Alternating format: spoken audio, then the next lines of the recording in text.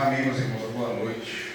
Convido os irmãos a abrir suas Bíblias em Atos dos Apóstolos, capítulo número 4. Atos 4, nós vamos dar continuidade à exposição do livro Atos dos Apóstolos. No último domingo, aqueles irmãos que estavam presentes, nós tratamos de Atos capítulo 3, que relata a cura de um paralítico que ele ficava na entrada do templo pedindo esmolas, e ele foi curado. Obrigado. O capítulo 4 trata de alguns desdobramentos desse milagre que aconteceu. Esse milagre que foi a cura desse paralítico por Pedro e João. Eu farei a leitura do texto e os irmãos acompanhem, por gentileza, em suas Bíblias. Atos, capítulo de número 4. Enquanto falavam ao povo, Pedro e João foram confrontados pelos sacerdotes, o capitão da guarda do templo e por alguns saduceus. Os líderes estavam muito perturbados, porque Pedro e João ensinavam ao povo que em Jesus há a ressurreição dos mortos. Eles os prenderam e, como já anoitecia, os colocaram na prisão até a manhã seguinte. Muitos que tinham ouvido a mensagem creram, totalizando agora cerca de 5.000 homens. No dia seguinte, o conselho das autoridades, dos líderes do povo e dos mestres da lei se reuniram em Jerusalém. Estavam ali Anás, o sumo sacerdote, e também Caifás, João, Alexandre e outros parentes do sumo sacerdote. Mandaram trazer Pedro e João e os interrogaram: com que poder ou em nome de quem vocês fizeram isso? Cheio do Espírito Santo, Pedro lhes respondeu: autoridades e líderes do povo, estamos sendo interrogados hoje porque realizamos uma boa ação em favor de um aleijado.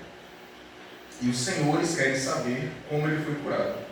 Saibam os senhores e todo o povo de Israel que ele foi curado pelo nome de Jesus Cristo, o Nazareno, a quem os senhores crucificaram, mas a quem Deus ressuscitou dos mortos.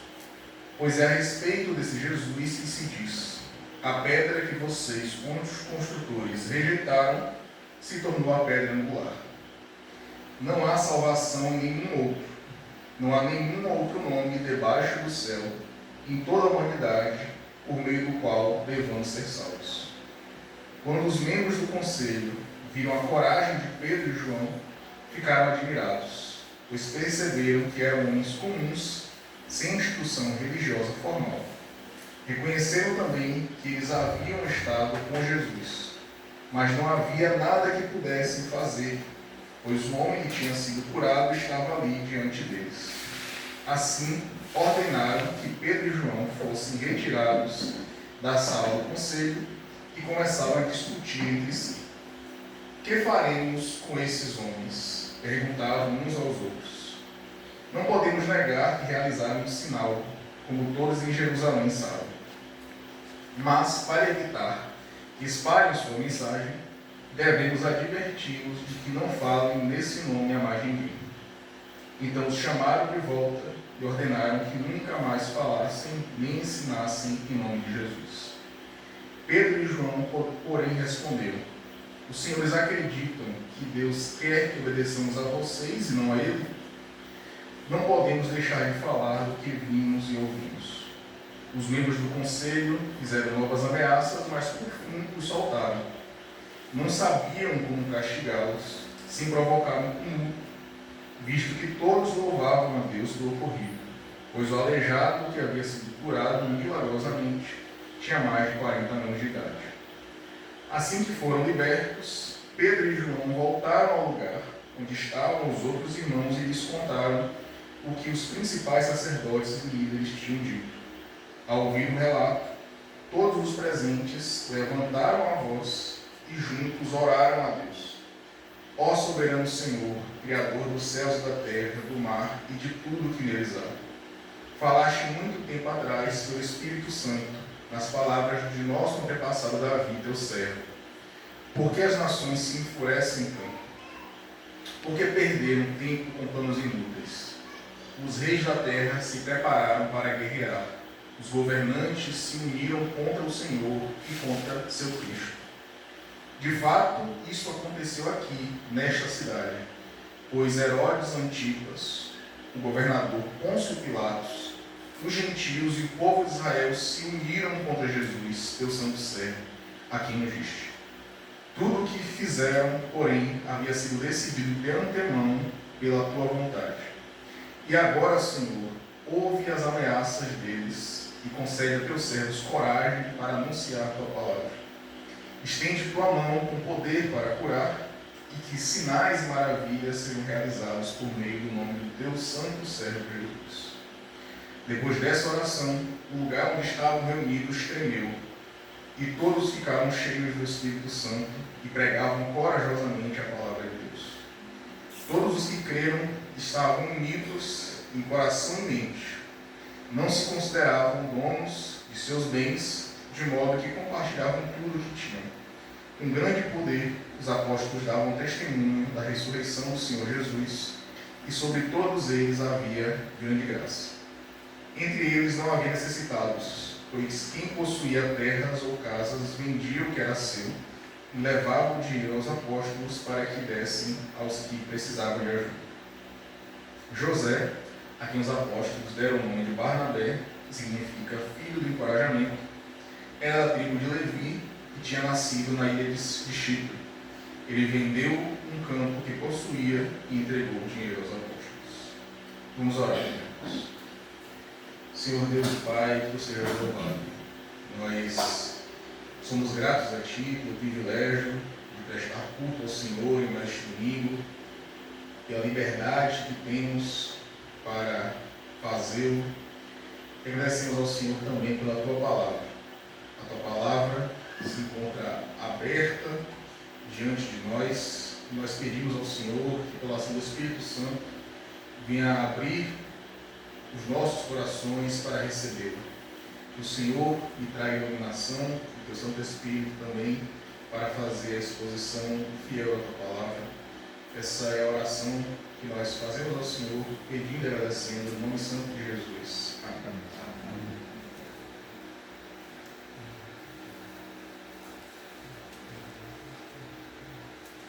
Meus irmãos,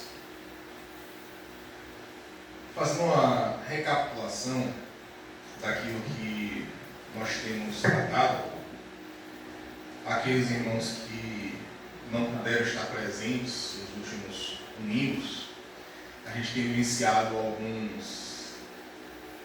período de tempo ruim, né? Do ponto de vista do deslocamento. Então, acredito que alguns dos irmãos aqui estejam pegando essa parte de exposição de Atos pela primeira vez, ou tenham pego alguma outra exposição e pode estar um pouco perdido. Meus irmãos, após a morte e ressurreição de Jesus, ele apareceu aos discípulos durante um período de 40 dias.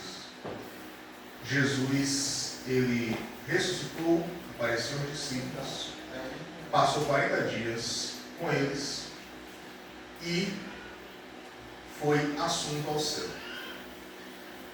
Aconteceu que Jesus, antes da sua ascensão aos céus, ele havia prometido que haveria a descida do Espírito Santo sobre a igreja, trazendo capacitação espiritual aos irmãos. E assim aconteceu 10 dias após a ascensão de Jesus. Isso aconteceu durante a festa de Pentecostes, uma das festas observadas pelos judeus. E quando houve essa descida do Espírito Santo, os irmãos que estavam reunidos numa casa presenciaram grandes fenômenos naturais e sobre eles apareceram línguas de fogo e houve a manifestação de um dom espiritual, o dom de línguas, onde pessoas de várias regiões estavam em Jerusalém para celebrar a festa de Pentecostes, pessoas de diversos idiomas, de diversas procedências, e aqueles irmãos pregavam a palavra de Deus, e cada um daqueles ouvintes estrangeiros ouvia em seu próprio idioma. Posteriormente a isso, no capítulo 3, nós temos o relato de um milagre que é realizado pelos apóstolos, por Pedro e João. Esse milagre foi da cura de um paralítico, de um aleijado, que ficava na porta do templo pedindo esmola para a sua sobrevivência. Aconteceu que, nessa ocasião, muitas pessoas ficaram impressionadas com o milagre, e então Pedro faz uma pregação. Pedro, que já havia pregado anteriormente àqueles estrangeiros, aquelas pessoas de outros idiomas que estavam em Jerusalém, agora ele prega também no templo para judeus. E a pregação de Pedro consistia em dizer que aqueles irmãos, aquelas pessoas, elas não deveriam se surpreender, porque aquele milagre havia sido realizado em nome de Jesus. Aqueles que vocês tentaram matar, aqueles que tentaram matar, considerando aqui o povo judeu. E Pedro, ele vai fazer uma pregação apontando fatos de que eles viram Jesus sendo assassinado e contribuíram para isso, inclusive optaram e escolheram pela liberdade de um assassino, alguém que tira a vida no lugar de Deus, aquele que dá a vida, Jesus Cristo. Eles eram testemunhas da ressurreição de Jesus, assim como da sua ascensão aos céus. E a mensagem final que Pedro traz nessa pregação é de que eles não conseguiram matar a Jesus, porque esse Jesus, ele está vivo e operando milagres. Diante dessa pregação, meus irmãos, o que aconteceu? Quando Pedro, anteriormente, ele havia pregado a aqueles estrangeiros que vieram de outros locais para celebrar a festa de Pentecostes, houve a conversão de 3.000 pessoas. 3.000 pessoas creram em Jesus. Para os irmãos terem uma ideia, a igreja, até aquele momento, era formada de menos de 200 pessoas. E aí, em um evento, em uma pregação, 3.000 pessoas são convertidas. Isso aconteceu no Pentecostes. Após a pregação de Pedro, apontando que Jesus foi quem operou aquele milagre, que aqueles homens e mulheres haviam presenciado, houve a conversão de mais 2.000 pessoas que estavam ali no templo. Então veja que crescimento abrupto que teve a igreja nesses primeiros passos. E o que aconteceu, meus irmãos? Aí nós vamos entrar de fato no texto que nós lemos. O que aconteceu foi que os líderes do povo, o sinédrio, aqueles religiosos, eles não ficaram muito contentes com aquela movimentação dentro do templo, com aquelas pessoas aceitando a Jesus como Cristo, como Messias. E aí eles começam a agir. Os irmãos me acompanhem nos versículos 1 e 2, onde a gente vai fazer a introdução aqui a essa reação desses líderes religiosos. O versículo 1 diz o seguinte: enquanto falavam ao povo, Pedro e João foram confrontados pelos sacerdotes, pelo capitão da guarda do templo e por alguns saduceus. Os líderes estavam muito perturbados, porque Pedro e João ensinavam ao povo que em Jesus há ressurreição dos mortos. Meus irmãos, existe um grupo específico aqui entre esses líderes do povo, esses que integram o Sinédrio, que são os saduceus, que eles não acreditam na ressurreição. Então, o grupo deles era voltado em torno dessa crença de que a ressurreição ela não ocorria. É como nós temos hoje seitas religiosas que se voltam para algum aspecto teológico específico, como, por exemplo, para a guarda de um dia sagrado, como acontece com os adventistas, para o nome real de Jesus, como acontece com o Testemunho de Jeová. Características de seitas religiosas são se apegar e colocar um poder muito grande em uma visão teológica e descartar aquelas pessoas que não concordam com essa visão teológica. Os saduceus tinham essa característica. Eles acreditavam que não era possível haver a ressurreição. Então imagine o impacto que foi para esses saduceus de ter dois homens que não tinham uma instrução formal, não passaram pela escola teológica, não eram considerados como líderes da lei, estarem dentro do templo, tendo acabado de operar um milagre, e estão pregando a respeito do Jesus que eles mataram, afirmando que esse Jesus estava vivo e que isso aconteceu porque Jesus ressuscitou. Ele saiu da morte e veio para a vida. Então o texto ele vai dizer, que é curioso, que os líderes estavam muito perturbados no versículo 2. E aí o texto continua, versículo 3. O que esses líderes fizeram a João e a Pedro? Eles os prenderam e, como já anoitecia, os colocaram na prisão até a manhã seguinte. Muitos que tinham ouvido a mensagem creram, totalizando agora cerca de 5.000 homens. A igreja, que começou com menos de 200 pessoas, que um dia passou a ter mais 3.000 pessoas, agora tem mais 2.000 pessoas através dessa poderosa pregação, validada pelo milagre que tinha sido realizado. O versículo 5 e 6 vai dizer o seguinte: no dia seguinte, o conselho das autoridades, dos líderes do povo e dos mestres da lei se reuniu em Jerusalém.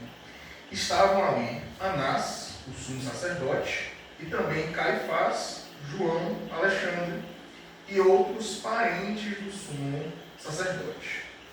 Mandaram trazer Pedro e João e os interrogaram: com que poder ou em nome de quem vocês fazem isso? Curioso, meus irmãos, que os estudiosos bíblicos, eles apontam que o tom usado aqui, as palavras usadas, dão a ideia de menosprezo. É como se esses grandes líderes, famosos, eles chegassem para Pedro e João e dissessem assim: o que gentinha como vocês, que não tem instrução, com que poder é que vocês, pessoas leigas, estão falando a respeito disso, operando esse milagre? Porque na percepção deles, esse poder só seria devido a esses líderes da religião judaica. E aí Pedro, ele vai responder à pergunta arrogante desses líderes. O versículo 8 diz o seguinte: cheio do Espírito Santo, Pedro lhes respondeu: autoridades e líderes do povo, estamos sendo interrogados hoje porque realizamos uma boa ação em favor de um aleijado, e os senhores querem saber como ele foi curado. Pedro expõe aqui uma coisa que realmente não faz o menor sentido. pessoa que não andava, agora anda. Um milagre foi realizado. Literalmente, milhares de pessoas estão felizes, se alegrando por esse milagre. Porém, esse grupo de líderes não está contente e, pelo contrário, está querendo questionar com que poder que vocês fizeram isso. Ao invés de se alegrar pela cura desse homem, não. É feita ali uma inquisição. Por quê? Com que poder é que vocês fizeram isso? E Pedro continua, depois de expor essa realidade que não faz o menor sentido, ele segue agora respondendo a pergunta. Saibam os senhores e todo o povo de Israel que ele foi curado pelo nome de Jesus Cristo, o Nazareno, a quem os senhores crucificaram, mas a quem a Deus ressuscitou dos mortos. Pedro, ele, pelo poder do Espírito Santo, cheio do Espírito Santo, diz na cara desses líderes, inclusive dos saduceus, que aquele milagre foi realizado através de Jesus, pelo poder de Jesus, o mesmo Jesus que eles crucificaram, mas que ressuscitou. E Pedro, ele ainda vai mostrar a incoerência desses líderes, mostrando que eles estavam, naquele momento, fazendo parte do cumprimento de uma profecia que havia sido feita a respeito do Messias. O versículo 11 diz o seguinte: pois é a respeito desse Jesus que se diz, a pedra que vocês, os construtores, rejeitaram, se tornou pedra angular. Meus irmãos, este texto aqui, que Pedro citou, está no Salmo 118. E ele está falando sobre o Messias prometido, o ungido de Deus, que é essa pedra angular. Curiosamente, Pedro teve uma conversa com Jesus a respeito desse tema de pedra. Jesus disse: tu és Pedro, e sobre esta pedra edificarei a minha igreja. Pedro significa pedregulho, é Petros, e pedra é Jesus, sobre o qual a igreja é edificada.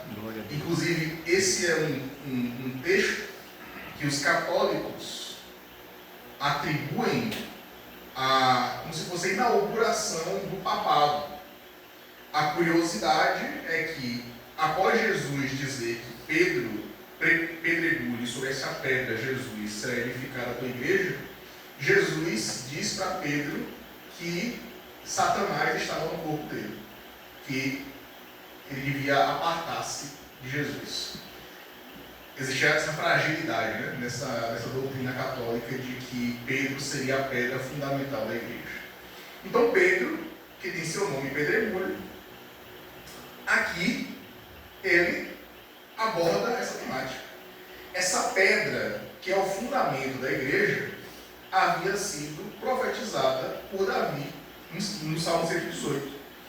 E ele coloca esses líderes religiosos como sendo os construtores desse edifício. E o que esses construtores fizeram? Rejeitaram a pedra angular, rejeitaram a base, o fundamento da casa de Deus. Pedro continua no versículo 12: não há salvação em nenhum outro, não há nenhum outro nome debaixo do céu em que, em toda a humanidade, por meio do qual devamos ser salvos. Versículo 13: quando os membros do conselho viram a coragem de Pedro e João, ficaram admirados, pois perceberam que eram homens comuns, sem instrução religiosa formal. Reconheceram também que eles haviam estado com Jesus, mas não havia nada que pudessem fazer, pois o homem que tinha sido curado estava ali diante deles.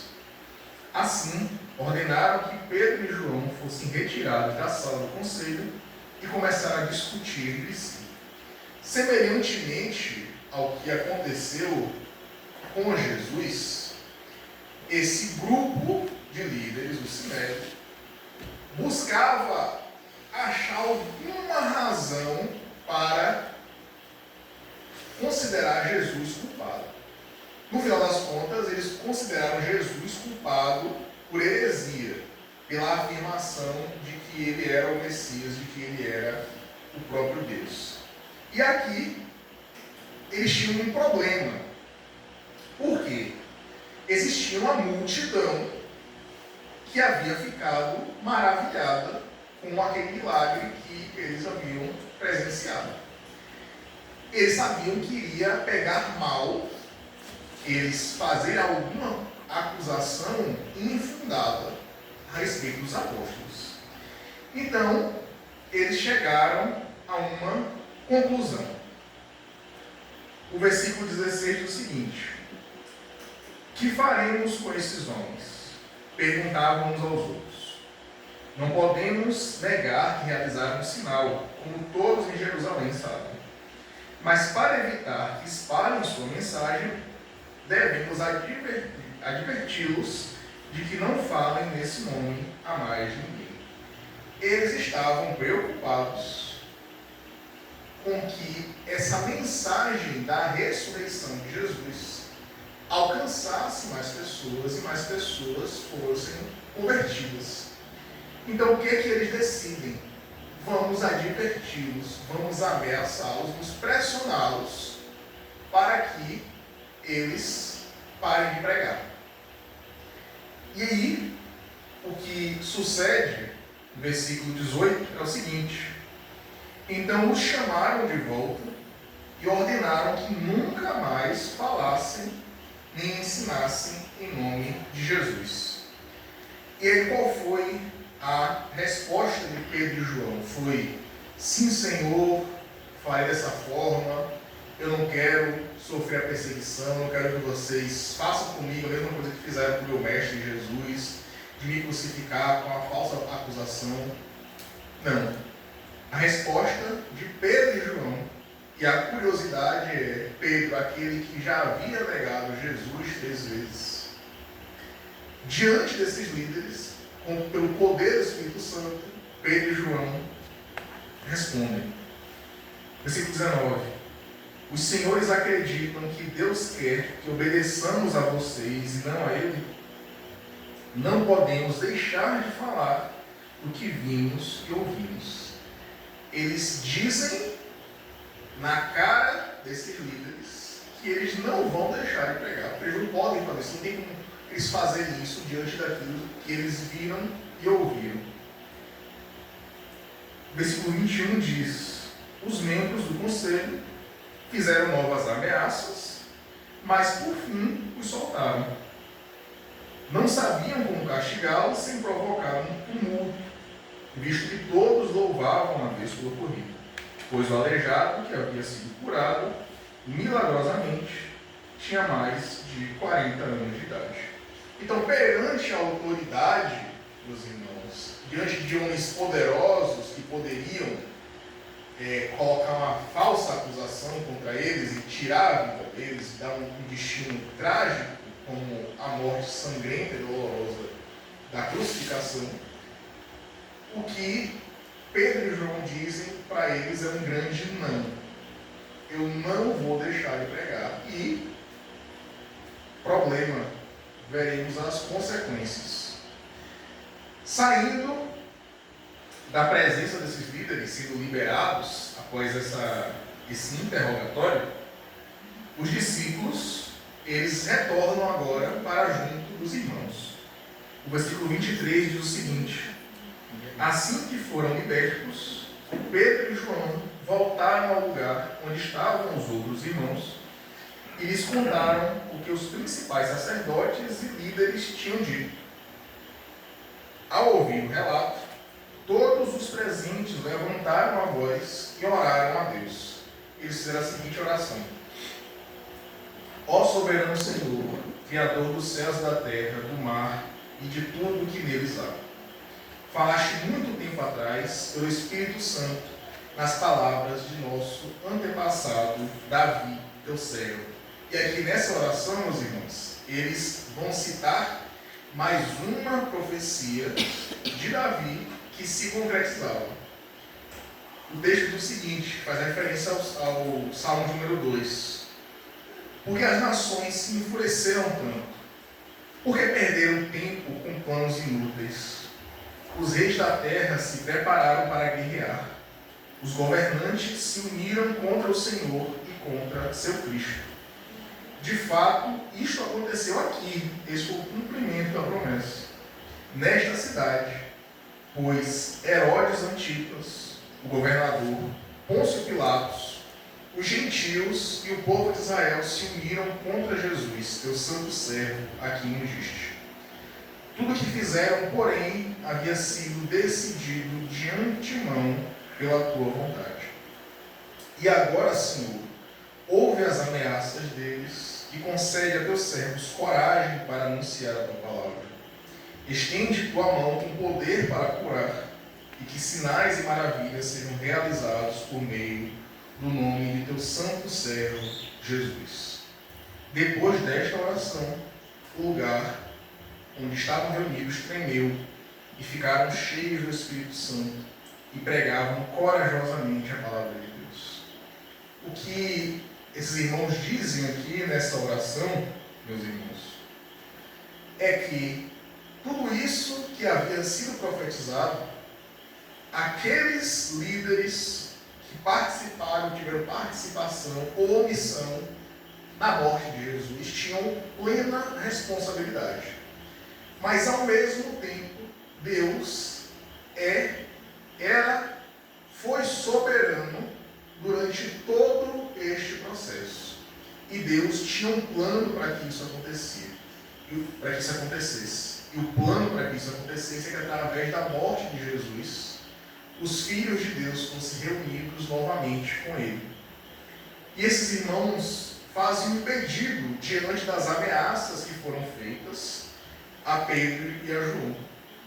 E esse pedido foi um pedido de coragem. Eles não pediram que estes líderes parassem de ameaçar. Eles pediram coragem para enfrentar a perseguição. E depois dessa oração poderosa que traz aqui o cumprimento da Escritura, de uma profecia, houve uma ação sobrenatural naquele local, onde o local tremeu e aqueles irmãos eles ficaram cheios do Espírito Santo. E eles pregavam com coragem a palavra de Deus. E por fim, meus irmãos, há um relato da vida comum da igreja nesse início. O versículo 32 diz o seguinte: todos os que creram estavam unidos em coração e mente. Não se consideravam donos de seus bens, de modo que compartilhavam tudo o que tinham. Com grande poder, os apóstolos davam testemunho da ressurreição do Senhor Jesus, e sobre todos eles havia grande graça. Entre eles não havia necessitados, pois quem possuía terras ou casas vendia o que era seu e levava o dinheiro aos apóstolos, para que dessem aos que precisavam de ajuda. José, a quem os apóstolos deram o nome Barnabé, que significa filho do encorajamento, era da tribo de Levi e tinha nascido na ilha de Chipre. Ele vendeu um campo que possuía e entregou o dinheiro aos apóstolos. Os irmãos, era assim que aqueles irmãos viviam, se reunindo com frequência, partindo pão, ajudando uns aos outros em suas necessidades, não havia falta. Meus irmãos, o que este relato bíblico ele tem a nos dizer hoje? Nós que não lidamos com o Sinédrio, não lidamos com os saduceus, que não sofremos ameaças de líderes religiosos, como é que esse texto, esse relato, ele pode se aplicar às nossas vidas? A primeira forma de aplicação desse texto é a realidade de que os milagres que aconteciam durante o ministério de Jesus na igreja primitiva, eles não acontecem com a mesma frequência que nós temos hoje. Porém, existe um milagre, e é o maior deles, que continua acontecendo, embora com baixa frequência. E este é o milagre da conversão. É o milagre que Deus opera no coração do homem, removendo um coração de pedra e colocando um coração de carne que ama a Deus. Aconteceu naquela ocasião da pregação de Pedro, milagres, uma quantidade excepcional de milagres de aproximadamente 2.000 pessoas. Anteriormente já havia acontecido o milagre de 3.000 pessoas crerem. Nós não temos registro de ações miraculosas como essa, mas nós temos registro de pessoas que foram alcançadas por Jesus e que nós podemos compartilhar desse milagre, presenciar, conhecer essas pessoas. E, meus irmãos, alguém ter seu coração voltado para Jesus é um milagre muito mais impressionante, muito mais expressivo do que a perna de alguém voltar a caminhar. Glória a Deus. Essa obra, ela só pode ser realizada por Jesus. Não tem nenhum médico, não tem nenhum cientista, não tem ninguém que possa realizar essa obra extraordinária, que é de fazer o homem rebelde, que se voltava contra Deus, passar a amar a lei de Deus. E nós presenciamos esse milagre, infelizmente não com tanta frequência, mas nós presenciamos conversões. A segunda aplicação, meus irmãos, é de que, assim como desejava o Sinédrio, o desejo dos inimigos de Deus é silenciar o Evangelho. E quem é que carrega o Evangelho? Quem é que coloca o Evangelho na altura para que todos o vejam? É a igreja. É do interesse dos inimigos de Deus, ou seja, aqueles que estão junto com Satanás, sabendo disso ou não, sendo enganados por próprio Satanás, de que a mensagem do Evangelho ela não seja propagada. E Satanás, ele não chega e, pelo menos no nosso país, e toca fogo no templo, no local de reunião, não sai matando as pessoas. Satanás, ele tem estratégias muito mais sofisticadas do que essa. Como é que Satanás ele faz para calar a igreja? Ele pode se utilizar de trazer à igreja, trazer aos irmãos um afastamento da pregação, de trazer aos irmãos um constrangimento com relação à pregação, de trazer aos irmãos um comodismo para que não levem a mensagem do Evangelho. Isso, meus irmãos, essa é uma batalha que acontece todos os domingos que nós temos de pregação. Uma batalha espiritual, uma batalha interna dentro do nosso coração. Que é o que? Eu vou dar prioridade ao meu descanso, aquilo que eu preciso fazer, aquilo que é necessidade, ou eu vou priorizar levar a mensagem do Evangelho. E Satanás está ali para lhe dar todos os motivos, todas as justificativas para você não ir ao campo pregar, para você não compartilhar o Evangelho com quem está próximo. Satanás não precisa tocar fogo em igreja para que o Evangelho não propague.